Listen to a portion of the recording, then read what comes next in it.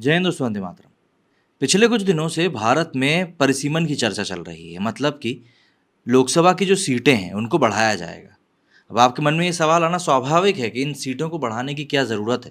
तो देखिए, जिस तरीके से देश में जनसंख्या की वृद्धि होती है उसी के अनुपात में जनप्रतिनिधियों की संख्या को भी बढ़ाया जाता है। और इसीलिए अगर हम बात करें हमारी नई संसद की, तो उसमें 800 से भी ज़्यादा सीटें मौजूद हैं। तो ऐसे में बहुत हद तक पॉसिबिलिटी है कि आने वाले समय में मेंबर्स की संख्या ज़रूर बढ़ेगी।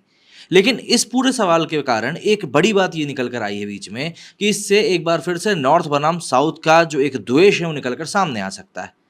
क्या है इसका कारण, क्यों ऐसा हो सकता है, इन्हीं सब चीज़ों के बारे में हम लोग इस वीडियो में बात करने वाले हैं। अगर अभी तक आपको इस चीज़ के बारे में नहीं पता है तो आखिर तक बने ज़रूर रहिएगा, क्योंकि आने वाले दिनों में इसको लेकर बहुत राजनीति होने वाली है। देखिए, नया संसद भवन बनकर तैयार हो चुका है। इसके उद्घाटन को लेकर काफ़ी विवाद हुआ, लेकिन अब एक नया बवाल सबके सामने आ गया है। सुगबुगाहट तो करीब 1 साल पहले से थी, लेकिन हाँ, अब ये सभी के सामने खड़ा हुआ है। दरअसल ये बवाल है लोकसभा सीटों को लेकर। दरअसल अगर हम इस मौजूदा वक्त की बात करें तो लोकसभा सीटों की संख्या 545 है। सीटों की ये संख्या 1971 की जनगणना के आधार पर तय की गई थी। सीटों की ये संख्या 2026 तक इतनी ही रहेगी, लेकिन इसके बाद बढ़ने की संभावना है। और यही वजह है कि नई संसद में लोकसभा चैम्बर में 888 सांसदों के बैठने की व्यवस्था करी गई।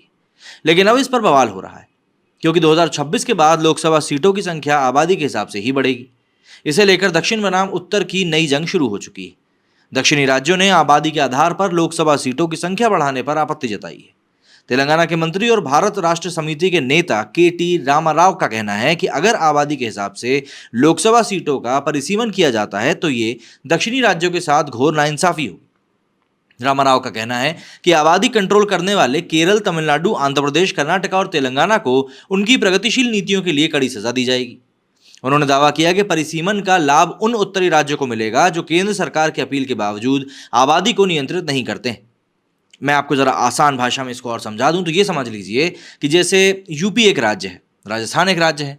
यहाँ पर मान लीजिए कि केरल और साउथ के जो दूसरे राज्य हैं, कर्नाटका वगैरह, उनके मुकाबले आबादी ज़्यादा बड़ी है।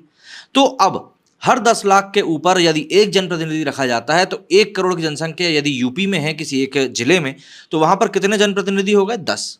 वहीं अगर हम केरल की बात करें तो केरल में मान लीजिए, क्योंकि वहाँ पर साक्षरता अच्छी थी जैसा कि बोला जा रहा है, तो इसीलिए वहाँ पर आबादी उतनी नहीं बढ़ी। वहाँ पर आबादी मात्र 20 ही लाख है। तो ऐसे में क्या होगा, वहाँ पर मात्र 2 ही जनप्रतिनिधि रहेंगे। तो ऐसे में क्या होगा, साउथ की सीटें अपने आप ही कम हो जाएंगी और नॉर्थ की अपने आप बढ़ जाएंगी। ऐसे में हैदराबाद से सांसद असदुद्दीन ओवैसी ने भी इस पर चिंता जताई। ओवैसी ने कहा कि आप उन राज्यों को सजा नहीं दे सकते हैं जिन्होंने आबादी नियंत्रित करी और जहां फर्टिलिटी रेट कम हुआ है। उन्होंने कहा कि जिस तरह से आबादी बढ़ रही है उस हिसाब से 50% आबादी 3-4 राज्यों में ही होगी। कर्नाटका के विधायक और कांग्रेस अध्यक्ष मल्लिकार्जुन खड़गे के बेटे प्रियंक खड़गे ने भी कहा कि आबादी के आधार पर परिसीमन करना दक्षिण के राज्यों के साथ बहुत बड़ी नाइंसाफी है। ऐसे में सवाल उठता है कि दक्षिण और उत्तर भारत में कौन कौन से राज्य हैं जिनमें कि इस तरह का गणित बैठ रहा है। तो दक्षिण भारत में 5 राज्य, आंध्र प्रदेश, तेलंगाना, तमिलनाडु, केरल और कर्नाटका आते हैं। इनके अलावा 3 केंद्र शासित प्रदेश हैं, लक्षद्वीप, पुडुचेरी और अंडमान निकोबार द्वीप समूह। इनको भी दक्षिण भारत में ही गिना जाता है।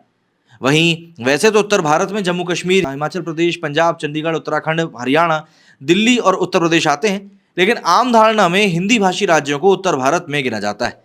लिहाजा दक्षिण भारतीय बिहार, झारखंड, राजस्थान, मध्य प्रदेश और छत्तीसगढ़ जैसे हिंदी भाषी राज्यों को भी उत्तर भारत का ही हिस्सा मानते हैं।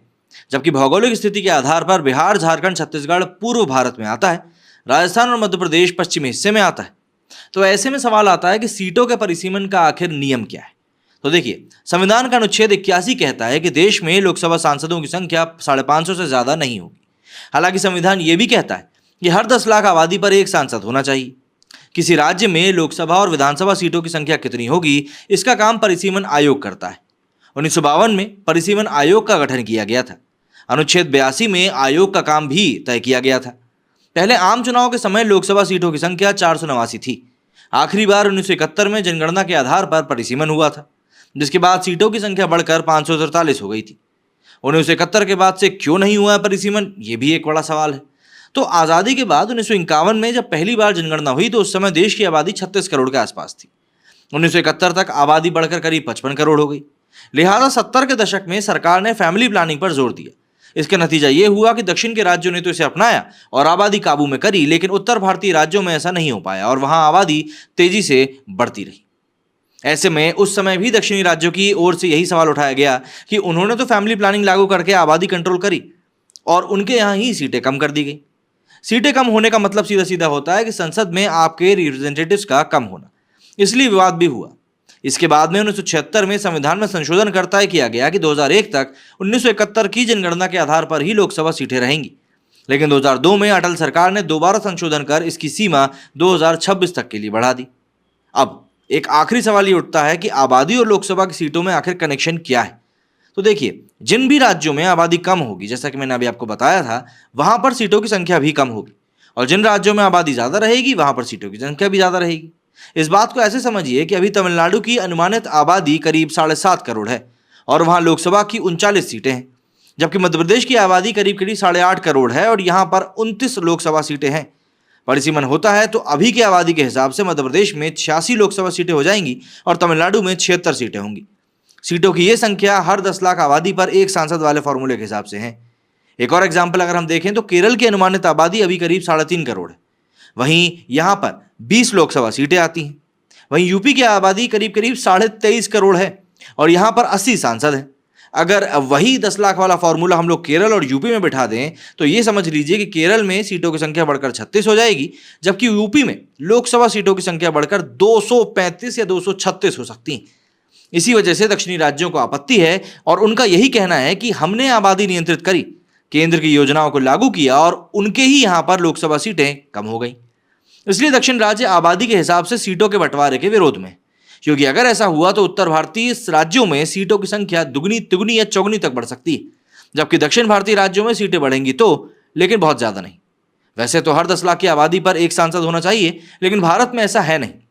लोकसभा और राज्यसभा दोनों सदनों को मिलाकर कुल मिलाकर 793 सांसद हैं। इस समय अनुमानित आबादी करीब 138 करोड़ से ज्यादा है, लिहाजा हर 25.5 लाख की आबादी पर एक सांसद है। जबकि देखा जाए तो आबादी के मामले में चीन और भारत में बहुत ज्यादा अंतर नहीं है, लेकिन वहां 4.5 लाख आबादी पर एक सांसद है। चीन में लगभग 3000 सांसद हैं और अमेरिका में भी दोनों सदनों को कुल मिलाकर देखें तो करीब 535 सांसद हैं और वहां पर हर 7.5 लाख की आबादी पर एक सांसद मौजूद है। वहीं यूके में एक सांसद के हिस्से में करीब 1 लाख से भी कम की आबादी आती।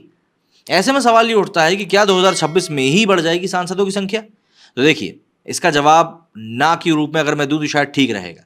दरअसल आखिरी बार संविधान में संशोधन कर जब परिसीमन की सीमा को बढ़ाया गया था, तब प्रावधान किया गया था कि 2026 के बाद जो पहली जनगणना होगी और उसके आंकड़े प्रकाशित हो जाएंगे, तब भी लोकसभा सीटों का परिसीमन किया जा सकेगा। अभी तो 2021 की जनगणना ही नहीं हुई और 2026 के बाद 2031 में जनगणना होगी।